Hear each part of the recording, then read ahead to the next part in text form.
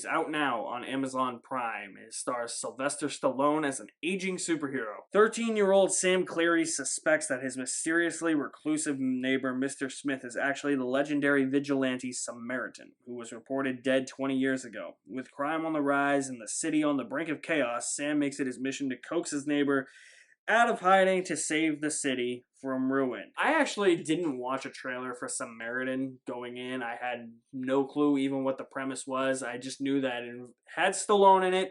It involved a kid.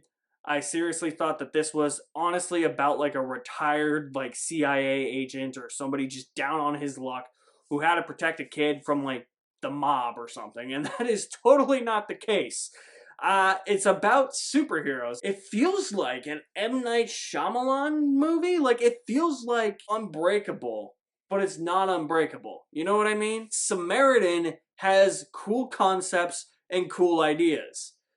Unfortunately, cool concepts and cool ideas don't make a great movie. Because what this movie is lacking, despite those great concepts and good ideas, is execution. The execution for this movie is poor. It feels like Stallone is even barely in the movie. Stallone gets top billing, but he feels like an afterthought in this entire movie. He's in the third act a lot, but for the first 2/3, you're focusing more on this kid and his rumblings with that dickhead Euron Greyjoy. He's probably really nice in real life. I shouldn't call him a dickhead, but he's Euron Greyjoy. He's an asshole. And that wasn't really all that interesting to me. There wasn't anything to help me latch onto this kid, to care enough about this kid. The villain and the other villainous characters in this movie were lacking so much substance.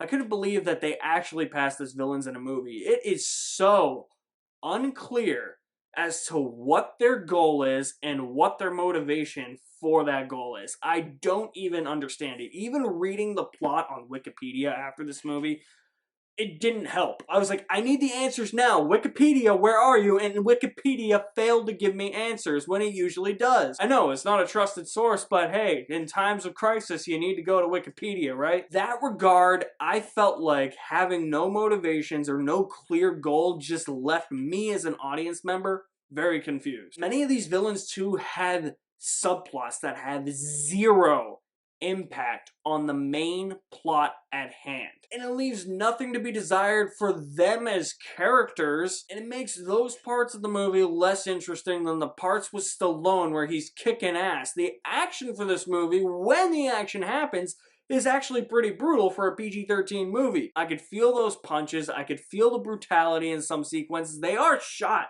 really well. And that's a credit to this movie. They are brutal, they're intense, they're in frame, and it is cool to watch when it's actually happening. The action scenes in this movie feel smooth and brutal, and they feature well choreographed hits from Stallone, who proves that at his age, he's still got it. And like I said, I like the concept of this movie, and while it is a surface level concept, you can do things with a surface level concept and still make it feel fresh and inviting and investing. And unfortunately, this movie just didn't do that. Going back to my point about Stallone being a supporting character in this movie, I'm fine with that. Like, even if he gets top billing, like, he doesn't have to be in the entire movie. Here's the difference. Johnny Depp gets top billing in Pirates of the Caribbean, but what made Curse of the Black Pearl so good other than his portrayal of Jack Sparrow?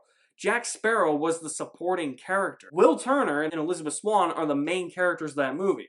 Jack Sparrow, Captain Jack Sparrow at that, is the one supporting them on their adventure, despite Johnny Depp's top billing. But he's so good and so eccentric that he lights up every scene he's in, and he's in almost every scene of Curse of the Black Pearl. It's not the same here with Stallone. Stallone's character in this movie just doesn't have that presence. Despite that top billing, he's just relegated to a support character, but he doesn't feel like he's helping the main characters. Do you know what I mean? He completely just feels like an afterthought. So Samaritan does have good ideas, does have some brutal action scenes that were smooth, crisp, in camera, and were fun to watch. And Stallone and this young boy do have some great chemistry, but the script is really lacking. Stallone is just relegated to supporting character nonsense, and the villainous characters have little to nothing to do Their motivations are unclear and their goal is unclear. It really dragged the movie down, and those things really hurt this movie in the end. Add in some terrible CGI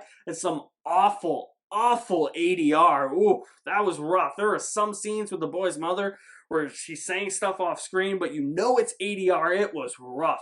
Add those elements into it, and it just makes for an okay viewing experience. I'm gonna say I enjoyed Samaritan with just half a bucket of popcorn. So if you have seen Samaritan, what did you guys think about it? Drop me your comments in the comment section below. I'll leave my link to my website in the description below as well. You guys are the best. Thank you for watching. My name is Alex Madden, and I'll see you at the movies somewhere.